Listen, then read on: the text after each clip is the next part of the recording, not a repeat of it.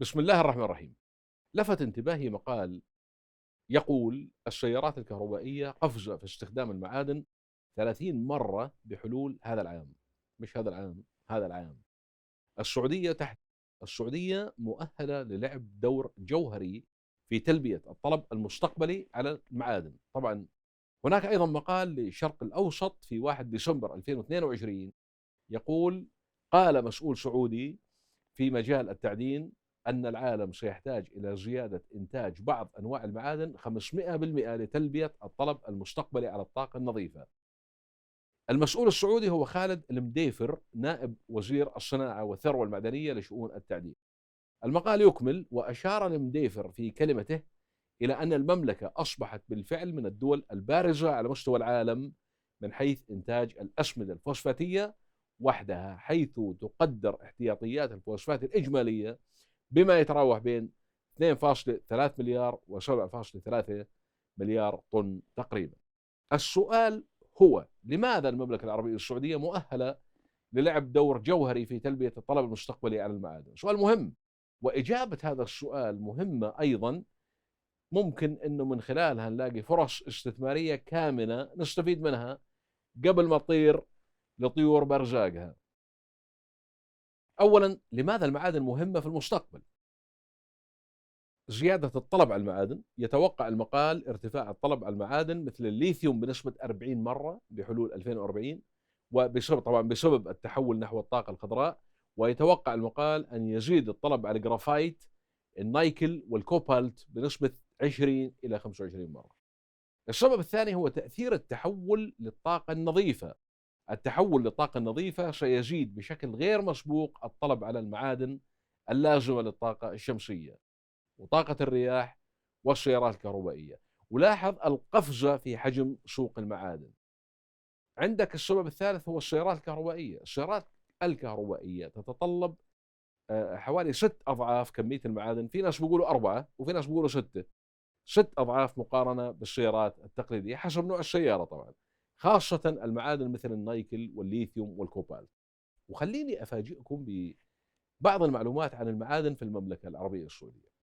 أولا، السعودية تمتلك مجموعة من المعادن التي تجعلها من بين أولى الدول في العالم من حيث الاحتياطيات والإنتاج في بعض المجالات. خلينا نأخذ أهم المعادن اللي بتتمتع بها المملكة وبتجعلها لاعب مهم في السوق العالمي. أولا، هل تعلم أن المملكة العربية السعودية تعتبر من بين مالكي أكبر احتياطيات الذهب في العالم العربي؟ احتياطيات الذهب في السعودية حتى نهاية 2024، ما بعرف بال 25، حوالي 323 طن من الذهب، وهي الأولى بين الدول العربية وتشكل حوالي 20% من إجمالي احتياطيات الذهب في الدول العربية. ولا تنسوا أن السعودية تستثمر في مناجم الذهب والنحاس خارج السعودية. هذا المنجم في الباكستان. نيجي للفوسفات. السعودية تمتلك احتياطيات ضخمة من الفوسفات، وهي تعد من أكبر الدول المنتجة والمصدرة لهذا المعدن في المنطقة. وفقا للجزيرة نت، تحتل السعودية المرتبة رقم 8 في إنتاج الفوسفات عالميا. طبعا المغرب تحتل المرتبة رقم 1 وبامتياز عالميا، وتمتلك 70% من احتياطي الفوسفات العالم. مصر تحتل المرتبة 2 عالميا، ثم تونس 3 عالميا، ثم الجزائر 4، ثم السعودية 8، ثم الأردن 10. يعني العرب عظمهم فوسفات. بالمناسبة بدون فوسفات لا يمكن للزراعة الحديثة أن تستمر. لذلك يعتبر الفوسفات العربي عنصر استراتيجي لأمن الغذاء العالمي. السعودية تنتج حوالي 8.5 مليون طن متري من الفوسفات سنويا، وهذا بيجعلها من بين أكبر 10 دول منتجة عالميا. تقدر احتياطيات المملكة ب 2.3 مليار و7.3 مليار طن تقريبا، وفقا للسيد خالد المديفر، نائب وزير الصناعة والثروة المعدنية لشؤون التعدين في المملكة. المملكة تمتلك أطول قطار لنقل الفوسفات في العالم، ويبلغ عدد عربات القطار الواحد حوالي 160 عربة، طولهم الإجمالي 3 كيلومتر. تخيل. من المعادن المهمة أيضا البوكسيت، اللي هو اللي بنطلع منه الألمنيوم. السعودية تعتبر من أكبر منتجي البوكسيت في منطقة الخليج العربي، والبوكسيت هو الخام الذي يستخرج منه الألمنيوم. عندك أيضا النحاس، السعودية تمتلك احتياطيات ضخمة من النحاس. عندك الفضة، أحد المعادن الثمينة التي تتواجد بكميات كبيرة في بعض المناطق في المملكة. عندك الحديد، السعودية تعد من بين أكبر الدول التي تمتلك احتياطيات كبيرة من الحديد، وبدأت في تطوير مشروعات جديدة في مجال صناعة الصلب. الدولة رقم واحد عربيا في إنتاج الحديد لعام 2023 هي جمهورية مصر العربية، ومرتبتها 18 عالميا، ثم تأتي المملكة العربية السعودية في الترتيب الثاني على العالم العربي، ثم الجزائر، ثم الإمارات.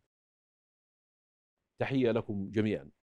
أيضا المملكة العربية السعودية تمتلك أيضا احتياطيات من المنغنيز. وبالنسبة للزنك، هو أحد المعادن اللي تستخرج بكميات كبيرة في السعودية، وتمتلك المملكة احتياطيات كبيرة من الزنك اللي يستخدم في صناعة البطاريات والطلاء والحماية من التآكل. على فكرة لمعلوماتك بس، يعني دماغ البني آدم الفهمان فيه زنك، زنك كمية كويسة، يعني لأنه الزنك ضروري. ليش؟ لوظائف الدماغ، ويساعد في إرسال الإشارات العصبية. أما نقصه قد يؤدي إلى الاكتئاب وفقدان الذاكرة وضعف الإدراك. يعني اللي بتشوفه مو عاجبك أداؤه، عطاه شو؟ عطاه زنك. باختصار، دماغك لا يعمل جيدا بدون زنك. وللأسف الشديد الجسم ما بخزن الزنك، لازم تأخذه يوميا. وموجود في الدجاج واللحم والمحار والجمبري والسلمون، سمون على قولة الإنجليز، والتونة والبيض والجبنة والعدس والحمص، وبذور اليقطين اللي هو بذور القرع، البزر الأخضر يعني، هذا من أفضلهم، كويس برضو للبروستات. بينما في الصناعة الزنك هو من يحمي الفولاذ من الصدأ. نرجع للمعادن في السعودية. تتمتع المملكة العربية السعودية بمجموعة من العوامل اللي بتجعلها لاعب مهم في سوق المعادن. وأهم هذه العوامل باختصار: أولا، احتياطيات ضخمة.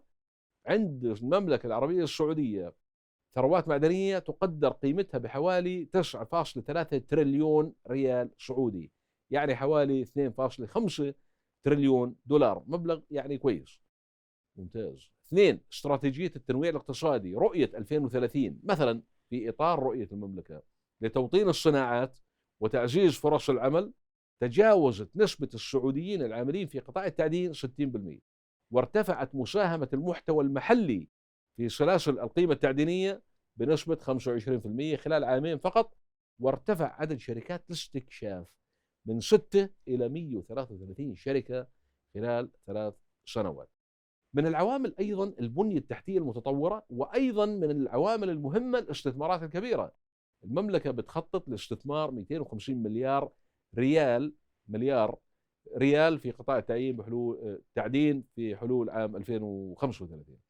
وعندك أيضا التوجه السعودي نحو الطاقة المستدامة في مشاريع التعدين، يعني نستخدم الطاقة الشمسية للتعدين، وهذا راح يقلل من التكاليف البيئية ويعزز القدرة التنافسية.